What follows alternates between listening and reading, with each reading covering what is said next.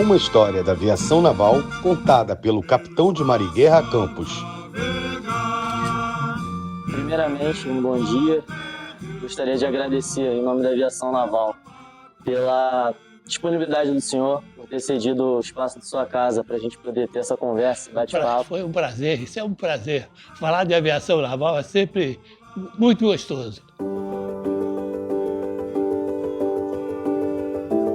E motivou o ingresso do senhor na Marinha e o que em especial fez o senhor escolher ser um aviador naval? A Marinha, por que eu entrei para a Marinha? Por causa da minha madrinha. E me incentivou a ir para a Marinha, tá?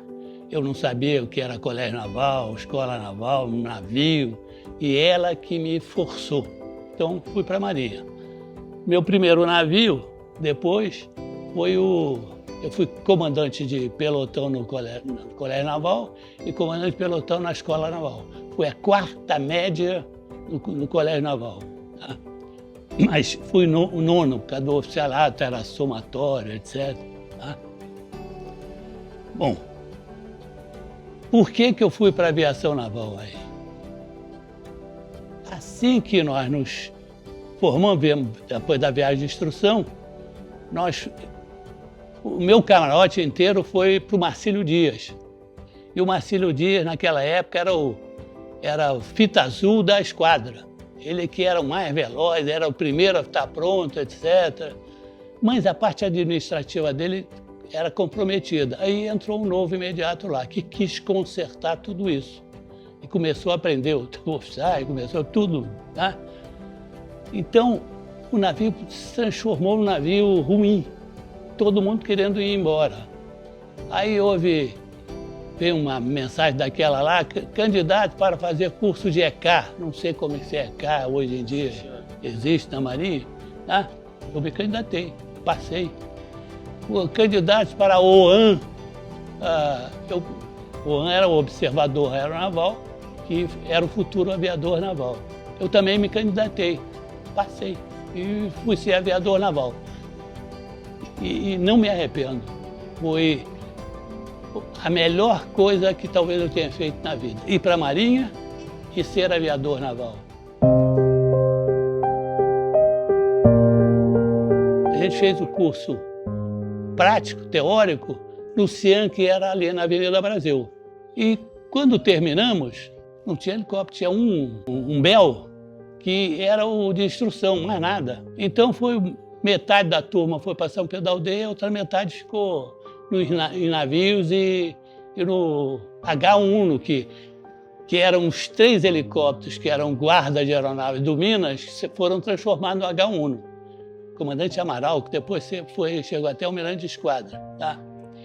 E desses fatos interessantes, eu fiquei no H1 aqui no Rio de Janeiro e me lembro da chegada dos Pilatos, 6 aeronaves. Chegaram nos Jamantas, escoltados até os dentes com fuzileiro, tudo quanto é lado, tá?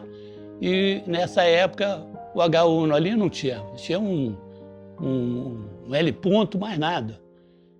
O comandante Amaral, futuro almirante de esquadra, ele com a prefeitura do Rio, etc., nós abrimos um campo de decolagem ali atrás do CIAN, o H1, tá?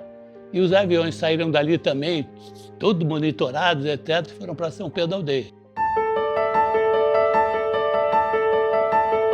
Fato interessantíssimo também é que você conhece da revoada, se lembra da revoada, né? A revoada, a gente só podia voar helicóptero, o avião, como eu te disse, decolava de uma cabeceira e pousava logo a seguir. Só o exercício dos aviadores que pousavam a bordo, que fizeram uma porção de coisa lá na América, era só isso, era taxiar, decolar e pousar logo a seguir. E aí houve a revoada em 1963, 64. O ministro da Marinha era o Silvio Mota, se não me engano. E quando ele ele foi, quando chegou perto do prédio de operações, todo mundo já estava pronto para decolar e decolou tudo com helicóptero, avião, tudo. Todo mundo foi preso. Tá? Os comandantes, o comandante dos esquadrões, ninguém sabia do que estava ocorrendo. Inclusive o comandante do esquadrão de Pilatos, ele desconfiou de alguma coisa, então ele recolheu tudo quanto é a chave de partida da aeronave para ninguém decolar. Ele desconfiou, mas só que o pessoal tinha as chaves de reserva e decolaram assim. Bom, todos nós fomos presos, tá? Aí o ministro nos reuniu lá na sala onde era o refeitório da Força Naval, não sei se continua sendo. Ali era um salão nobre, a gente chamava de salão nobre. Nos reuniu ali e despendeu a gente. Desconhecia o negócio da juventude, que ele ia dar um jeito nisso. E deu um jeito. Posteriormente, deu autorização para a gente voar. E começamos a voar. Tá? Aí, um oficial que se chama Capitão Tenente Valdemar Navarro, pintava lá aquela pintura abstrata que a gente não entende direito, tá? Ele resolveu dar um rolê no arpoador. Foi o pilatinho dele lá, foi lá mostrar para as meninas lá dele, lá, tá? Voltou preso. Tinha um oficial da Força Aérea que viu, comunicou já aos superiores lá da FAB, a FAB e a Marinha, e ele voltou preso, porque nós não estávamos autorizados a voar lá.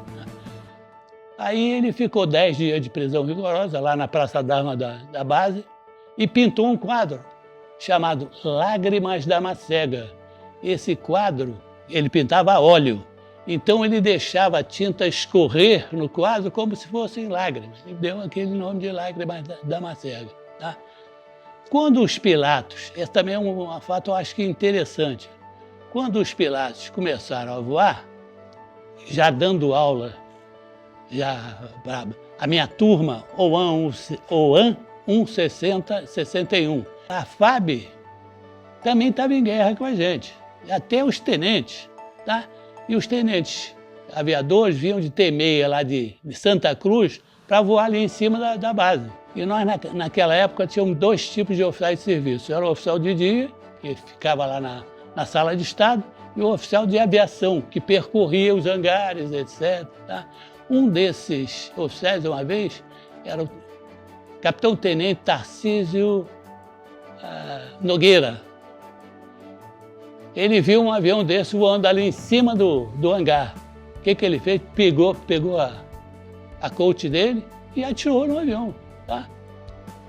Posteriormente, a Marinha já estava de bem com a FAB e eu fui o primeiro oficial a cursar a ECMAR, a Escola de Comando do Estado-Maior da Aeronáutica. E entre os meus companheiros de turma tinha o coronel Luiz César, que era o piloto desse avião que levou o tiro. Ele comentando, quando pousou em Santa Cruz, que ele foi ver aquele barulho que ele sentiu lá em São Paulo, era um tiro que o Nogueira deu no avião. Podia ter pego o piloto e até ter acontecido um acidente maior. Né? Outro fato importante também que eu gostaria de lembrar, esses Pilatos nós demos para a FAB. A FAB andou voando. Os T-26 também nós demos para a FAB. E recebemos os SH-34, tá, que formou o primeiro esquadrão de helicópteros antissubmarino. Posteriormente, o almirante Carneiro Ribeiro, que era o comandante da Força Aeronaval, aliás, um aviador de coração, tá? O almirante Carneiro Ribeiro, ele entrou em entendimentos com a FAB, os pilatos já estavam aposentados há muito tempo lá na FAB, e quis recuperar um daqueles pilatos para trazer para o nosso museu.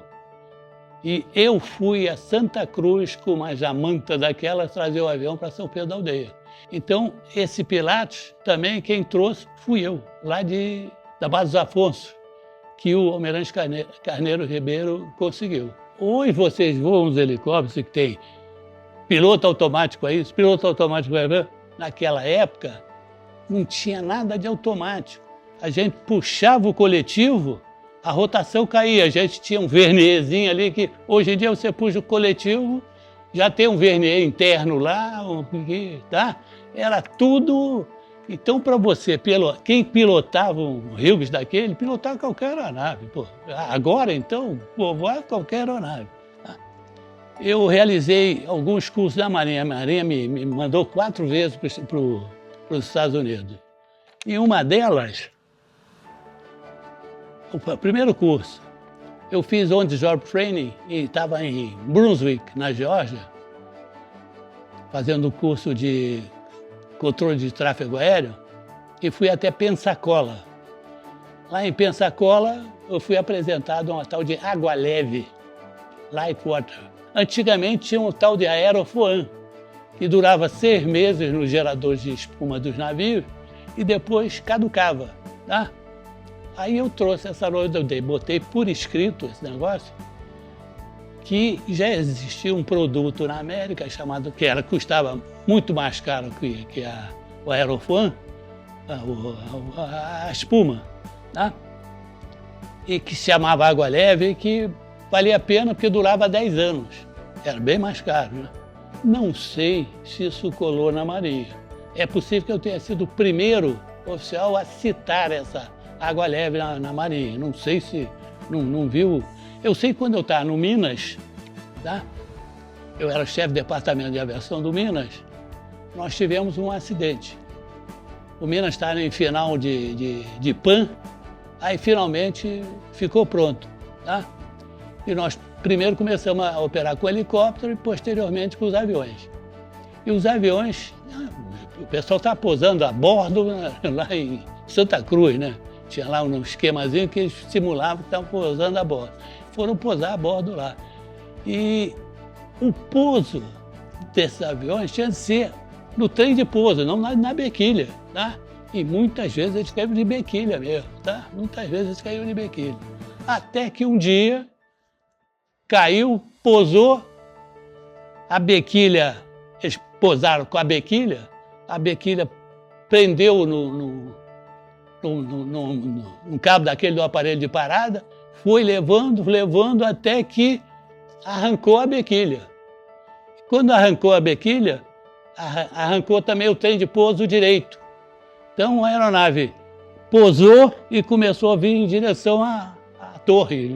Pô, aí eu espuma nesse bicho aí, para não pegar fogo, né? Só saía água.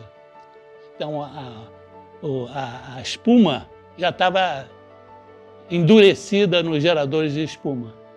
Aí passamos para a água leve. Aí eu me lembrei da mensagem que eu dei para a Marinha. Primeiro acidente, lá de São Pedro da Aldeia, tá? Foi um pilate daquele, o comandante Tainer, o capitão-tenente Tainer. Ele veio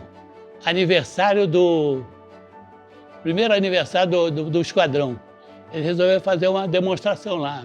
Voaram, mas estavam com pouca hora de voo ainda aquele piloto. Aí veio, eu estava lá no pátio vendo isso. Veio o avião da Lagoa para Tamoio, lá para uns 1000 pés mais ou menos, e resolveu fazer um túnel. Fez o túnel e perdeu muita altitude, tá? Foi péssimo. Aí depois esse mesmo aeronave voltou já a 100 metros do solo ou menos, tá? E resolveu fazer o mesmo túnel. Ou seja, quando ele fez isso, ele sentia que não ia dar, tentou consertar e caiu tá? Morreram os dois.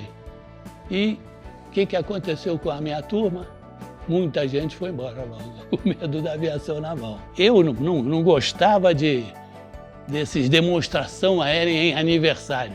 Por quê? Primeiro, esse AV1, tá? Numa época de aniversário, eles foram voar e um avião teve um acidente. Outro fato também de aniversário que me chocou muito. Dia 23 de outubro de 1900 não sei o quê, não me lembro isso, tá? Dia do aviador, dia do aviador, não é o aviador naval não, aviador. Também o HI-1 resolveu fazer um voo festivo comemorando a data. 3 aeronaves voaram lá de manhã cedinho. Eu já estava com o meu aluno brifado para assim que a aeronave pousasse, a gente voar voo de instrução. Eu era instrutor de voo imediato do HI-1. Também estava no pátio. Quase que eu morro com um acidente desse aí. As duas aeronaves que estavam atrás, uma cortou o cone de cauda da outra. E essa primeira, a da direita, caiu até que voando para a direita. E a outra, tá, caiu na vertical, tinha uma opção de incluir SH-34 pronto para decolar, já virando, etc. Tá? Caiu no pátio, explodiu o tanque e continuou indo, saiu de perto do fogo. O da esquerda, ele sofreu problemas de coluna, etc. O da direita, que caiu mais tranquilo, morreu. Então, outra festa de... Então, não gostava de nada de voo comemorativo, tá? Ainda teve um terceiro aí que foi... Esse não era bem comemorativo, acidente. Esse foi a passagem de comando HS-1 e H1. Então, tinha uma festa lá no clube, tá?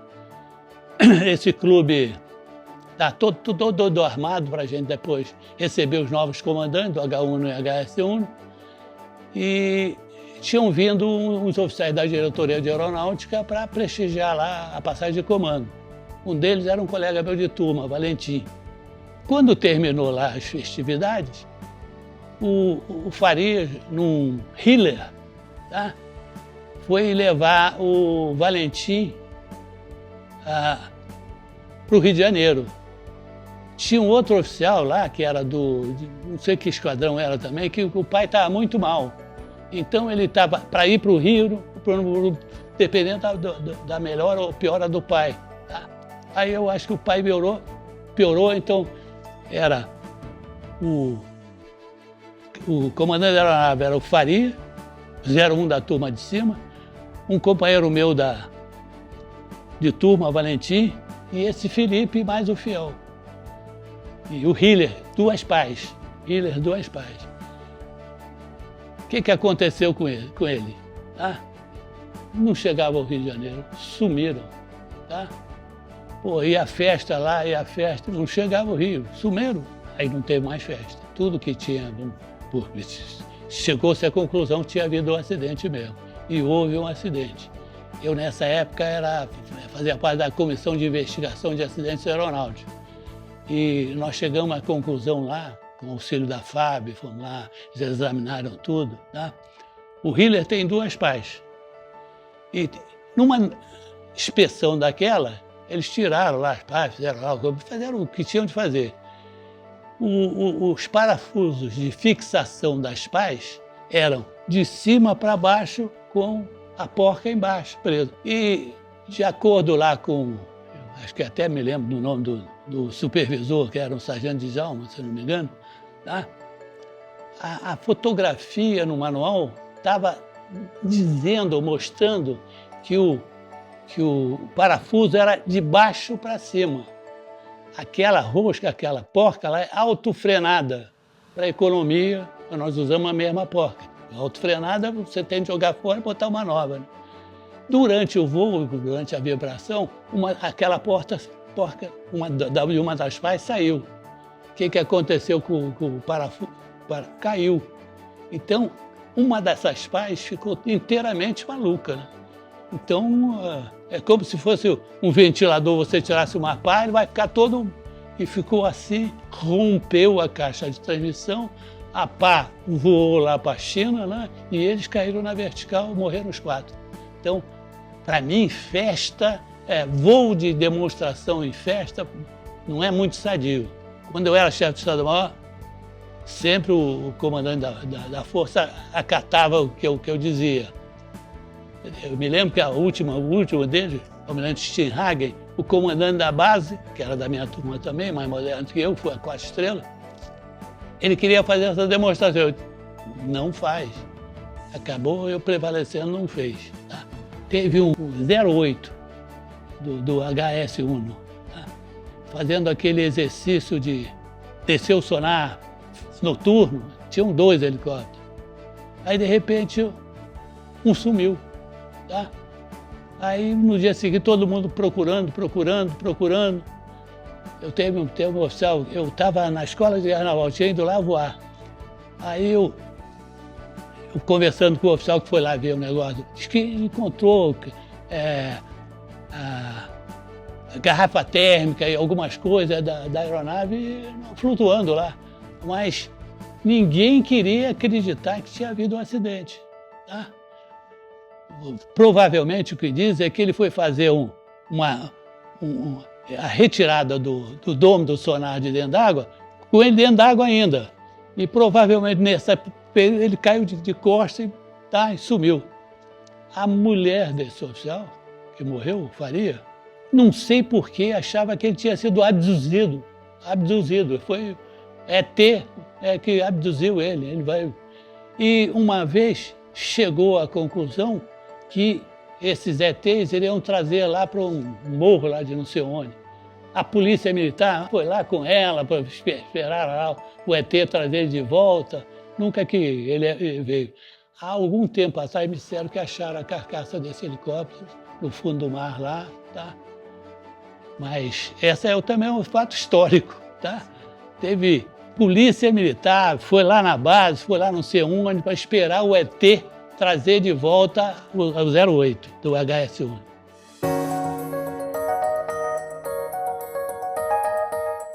Bom, H1, por que eu fui para H1? Era a minha vez de comandar. Eu estava no Minas, mas tinha um companheiro meu que ele sempre, tá? E ele disse que eu era indispensável para o Minas, tá? Cheguei a falar com o diretor de aeronave, o cara vai comandar na minha frente, por quê? Não, você não pode. Por que eu não posso sair, pô? Ninguém é indispensável, tá? Acabou ele comandando na minha frente. Terminou a época dele, eu fui comandar. Me recebeu muito bem, foi tudo tranquilo, tá? Fui comandar o H1. Muito assustado. O H1, você conhece, é um esquadrão que os pilotos vivem fora, tá? Não, hoje existe o HU2, mas naquela época só existia o H1.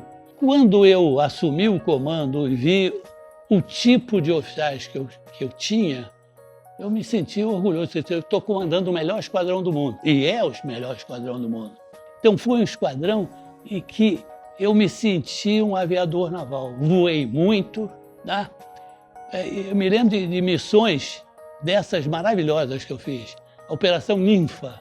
A gente ia lá para Ladário com os fuzileiros fazer uma operação lá com os navios da flotilha de Mato Grosso. Só a gente voar ali em cima do Pantanal, a gente vê... Tem horas que aquele rio, você não sabe nem o que é o rio. Tem tanta água, tá? Porque é uma poça d'água aqui, outra ali, aí você vê um bicho passando lá e vem o tal do jaburu, como é? Tuiuiu.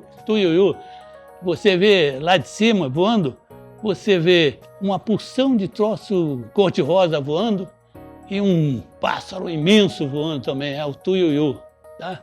Pô, aquilo foi sensacional para nós, tá? Foi. Outra operação também muito gostosa que eu fiz foi a Dragão, pô. Aqui, eu inclusive desembarquei, fiquei lá com os fuzileiros, aquelas missões todas, tá? Eu me lembro que nós tínhamos que fazer a gente ficava atento, vigiando uma região lá. E tinha uns fios passando ali, tá? E que a gente sempre rodava aí, aqueles fios. Aí eu alertava quando estava o 2P voando, ó, os fios. Na hora que eu fui voar, também quase que eu bati no fios, me esqueci, pô. Né? Pô, mas aí, essas são 2 operações que marcaram muito para mim, tá? Em 1982, eu fui designado para ser o oficial de aviação do 2º Distrito Naval, era comandante do H1, para fazer o planejamento da operação, Operação, se não me engano, né? Entre os distritos navais, um jogo de guerra aí. Aí eu fui lá fazer o planejamento, lá fazendo um curso, aí recebi uma mensagem. Já tinha feito 3 cursos no exterior. tá? Era o quarto. Você foi designado para fazer exame de inglês para curso do Naval College, que é o melhor curso que tem na Marinha. Aí tem de estar lá dia tal para fazer o exame de inglês. Pô, deixa eu terminar aqui o planejamento. O almirante Caran, recém-falecido aí, comandante do primeiro distrito naval, que era o dono do curso, com um aval da Escola Naval, que era depois para ser instrutor da Escola Naval, da Escola de Guerra Naval, o almirante Vidigal, tá? Então o almirante Vidigal me indicou para ele, e ele também é meu amigo, manteve, tá? E eu tinha de fazer o exame de inglês. Se posso ir depois de sábado, eu termino permitido. Eu vim e passei. Então tinham 3 oficiais indicados para esse curso, tudo da minha turma. O primeiro foi reprovado em inglês, o segundo foi reprovado em inglês e eu aprovado em inglês. Aí, pô, quem deve isso sou eu, né? Mas custaram. Pô, aí eu fui, acabei indo lá, fiquei com 1 ano e meio de comando, normalmente eram 2, fiquei com 1 ano e meio de comando, comandando da Força Naval na época, o almirante Lamego disse que não havia problema de eu passar o comando antes, e fui fazer o melhor curso que tem na Marinha. Fiquei 1 ano lá, com a bandeira brasileira hasteada por minha conta. Qualquer evento, lá estava o Brasil, estava lá, pô, tá? Depois eu recebi um elogio desse barba lá do troço, e aí falaram da minha mulher, de charming wife. Ela fica toda, tá? O senhor, como Águia de Prata, né? Comandante do H1, como o senhor enxergava essa responsabilidade de gerir as aeronaves ali, muitas missões, muitos pilotos ali querendo voar? Como é que era para o senhor gerir essa responsabilidade como Águia de Prata? Preocupante, muito preocupante, porque estava sempre uma aeronave fora. Fim de semana, uma aeronave fora. Então eu tinha de conciliar aquele preocupação com os meus oficiais com a vontade dele, né? Todos eles queriam voar, então sempre querendo voar, tá? Então a sensação que eu tinha é aquele negócio que eu já te disse. Os melhores oficiais que eu tenho são esses aqui. Tanto que eu já te disse, uma vez eu recebi uma mensagem, tá? Para designar um oficial para o Minas. Que dificuldade eu tive. E tenho certeza que eu feri esse companheiro que eu mandei para o Minas. Ele não queria sair do esquadrão de jeito nenhum. Ele ficava ali ad eterno. Todos os oficiais do H1 eram excepcionais, tá? Vou te contar um lance de H1 que me impressionou. Operação UNITAS, não sei que ano, talvez 81, 82. Eu tinha 6 esquilos e 3 hóspedes. Há alguns meses antes dessa operação, eu tinha 0 helicóptero. Tá tudo pegando, tá? Meus oficiais ficavam trabalhando até 8 horas da noite lá para tentar. Aí veio o comandante-chefe da esquadra lá, visitou o almirante, não sei. Aí eu mostrei a ele e disse que eu estava com problema, né, para embarcar. Eu tinha de embarcar 6. Tá? Aí, por que eu faço, almirante? O possível a gente faz agora, o impossível demora um pouco mais. Vamos tentar lá, tá? Aí eu fiz de tudo, todo possível também. Eu não, os oficiais do esquadrão trabalhavam até, não tinha horário para ele, tá? E finalmente tinha uma aeronave que a gente não tinha motor da aeronave.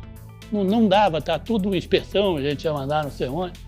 Aí foi o diretor de aeronave da Marinha, o almirante Francisco Aripena Leão Feitosa. Almirante, estou precisando de um motor, tá? Só tem um jeito, é alugar da Elibras um motor desse aí. Esse é o banco, não há problema. Alugamos o motor, veio o motor no dia do embarque do o H1, 6 aeronaves estavam prontas, sendo que uma na hora H voltou, problema de rádio, putz, grilo, voltou, mas depois embarcou. Tá? Reunião depois da esquadra, toda a esquadra reunida. Tá? Aí o comandante-chefe da esquadra elogiou o comandante da H1 da esquadra. Eu me escondi lá, pô. Tá? Porque eu disse para ele que o possível a gente faz logo, o impossível demora um pouco mais, e foi lá. Então, H1, melhor esquadrão do mundo, melhores oficiais do mundo, sem desfazer dos outros. Eu tenho certeza que os outros também são 100%, são, tá? E o H1 foi, eu acho que foi o momento meu mais glorioso. Não foi nem como chefe do Estado-Maior, foi como comandante do H1. E nessa época, esse curso aí, esse final curso que eu disse, pô, foi eu estando no H1 que me mandaram para o 4º curso lá. Tá? Fiz curso de controle de tráfego aéreo, fiz curso de comando, curso básico, era o CC, curso Estado-Maior, depois o curso superior, que hoje como é? Curso, não sei o nome, e fiz o outro curso que foi Segurança de Aviação. Eu conheço tanto os Estados Unidos quanto esses cursos todos, eu voei muito, eu fui conhecer muitas cidades nos Estados Unidos, tá? Então eu conheço tantas cidades nos Estados Unidos quanto aqui no Brasil, por causa desses cursos, tá? Talvez tem gente da minha turma que não fez curso nenhum, eu fiz 4. 6 meses e 1 ano, tá? Além da minha viagem de instrução.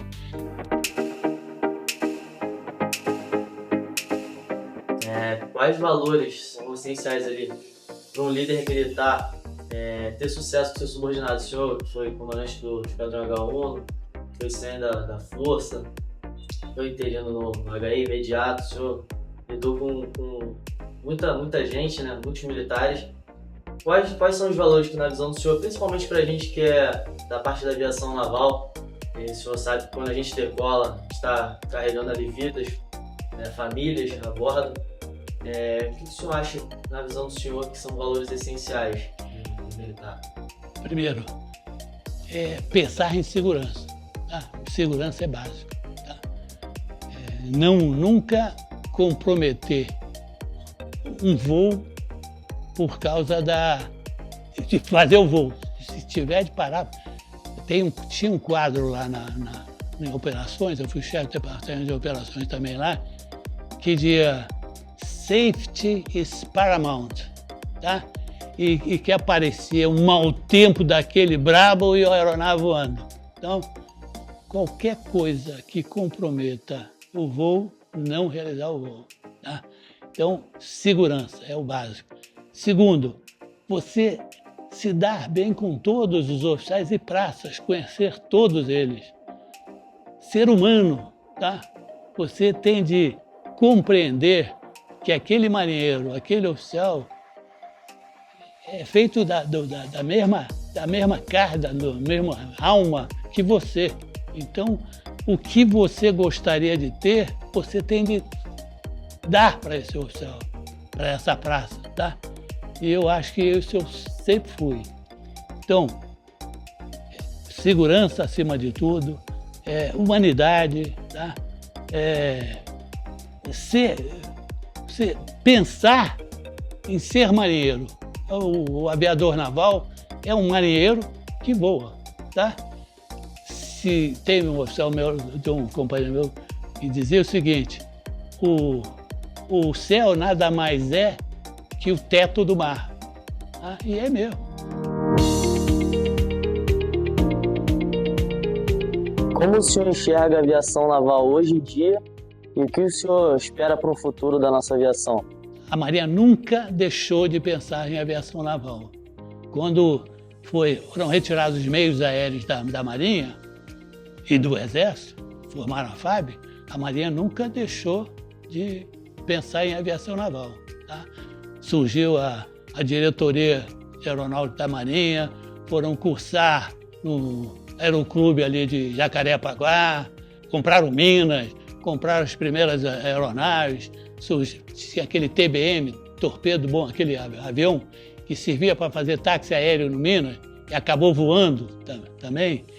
E o comandante Mário Costa, ele foi uma vez decolar lá do Minas com um TBM daquele, caiu na água. Tá? O TBM que foi para São Pedro da Aldeia, um oficial aviador, fuzileiro, não sei se ele tinha voado algum avião. Ele aprendeu a voar aquele TBM de cabeça, ele vendo lá manual, voando. Então, eu acho que a Marinha só vai tender a ficar mais forte. À medida que o Brasil conseguir subir no ranking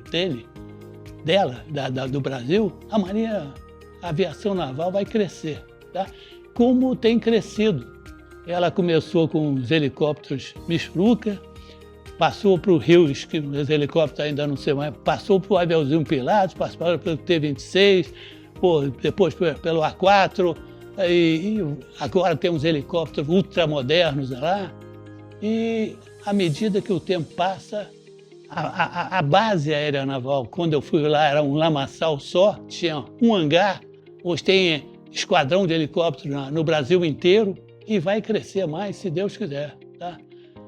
Eu acho que a Marinha de uma maneira geral, tá? Ela vai crescer com a aviação naval também, como a aviação naval também vai crescer, se Deus quiser. Mais uma vez agradeço ao senhor pela disponibilidade, por ter cedido o espaço.